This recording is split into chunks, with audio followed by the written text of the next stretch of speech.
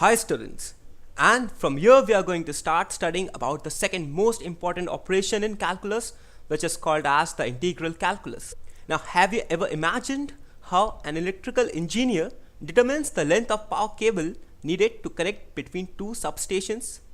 Or how does an architect determines the amount of material required to build arcs, domes, or such type of artistic models? How does a physicist calculate the center of mass of a sports vehicle for ensuring the safety of the driver? Or how does a statistician calculates the average of sets of data to help and develop different marketing strategies for companies? The answer to all these questions is integration. Yes, integration makes it possible. So, this lecture is on indefinite integrals, and this forms the very basis of integral calculus. So let's embark on this wonderful journey of learning integral calculus. Now, if we say that a function is differentiable over an interval, then it means that f dash x would exist, and we can very easily find the value of f dash x through the methods of differentiation. Now let's make a twist. If we have been given the value of f dash x, can we find the value of fx? Yes, we can find the value of fx. And this value of fx that could have possibly given us the derivative f dash x are called as the antiderivative. This very process of finding the antiderivatives is called as integration. It is the opposite of differentiation. Now, integration as an inverse process of differentiation. Integration is the inverse process of differentiation. This is because if we have been given the derivative, then we find the primitive or the original function using integration. So in differentiation, what we do is we have a given function fx and we calculate its differential. But in the process of integration, what we do is we take our steps backwards, and from the derivative of fx we try to find the value of fx. So integration is also called as anti-differentiation. Now we know that the differential of sin x is equal to cos of x. So cos x becomes the derived function of sin x. So if I ask you what would be the integral of cos x, then we can surely say that sin x is the integral of cos x, because the differential of sin x is cos x. Thus sin x becomes the integral of cos x. But we also know that the derivative of a constant function is also 0. So if I have any function sin x plus c, and if I differentiate it, then I get the differential as equal to cos x. So the integral of cos x would be sin x plus c. Now as we see that c is a constant and whose value can vary. So as the value of c is variable, we can have infinitely many antiderivatives. Thus we can say that the integral of any function has infinite many values. So we can say that the functions with the same derivative differ only by a constant. So if I say that we have got two functions and who have the same derivative, then these two functions only differ by a constant.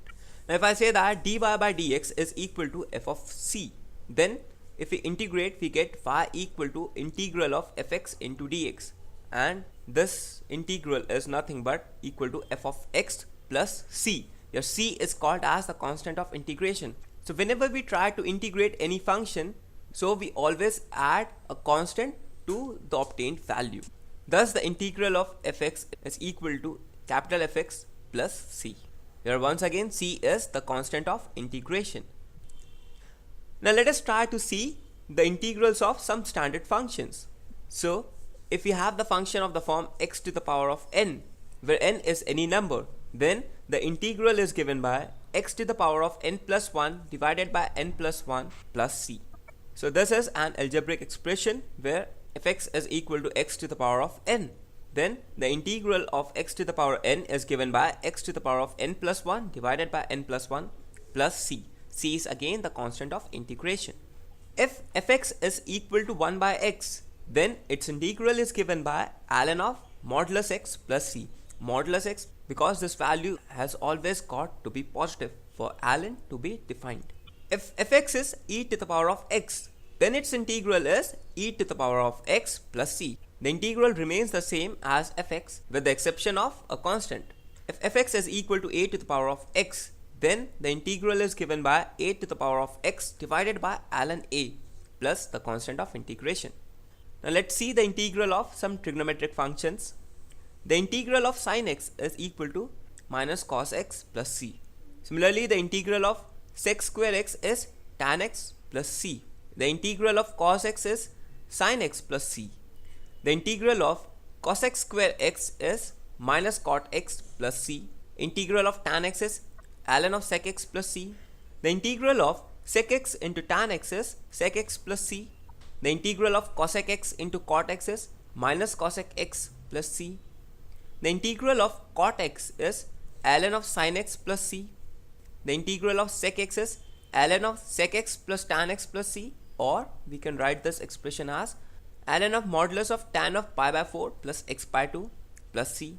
And the integral of cosec x is ln of cosec x minus cot x plus c, or ln of modulus of tan of x by 2 plus c. So these were some of the very basic integrals of some very standard functions. Now let us try to see the integrals of some inverse functions. The integral of 1 by under root of 1 minus x square is sin inverse x plus c. The integral of minus 1 by under root of 1 minus x square is minus of cos inverse x plus c. The integral of 1 by 1 plus x square is tan inverse x plus c. The integral of minus 1 by 1 plus x square is minus of cot inverse x plus c.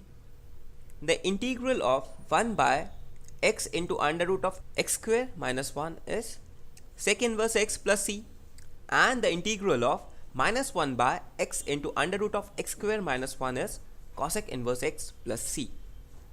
So these were some of the very important integrals and which you need to learn very thoroughly.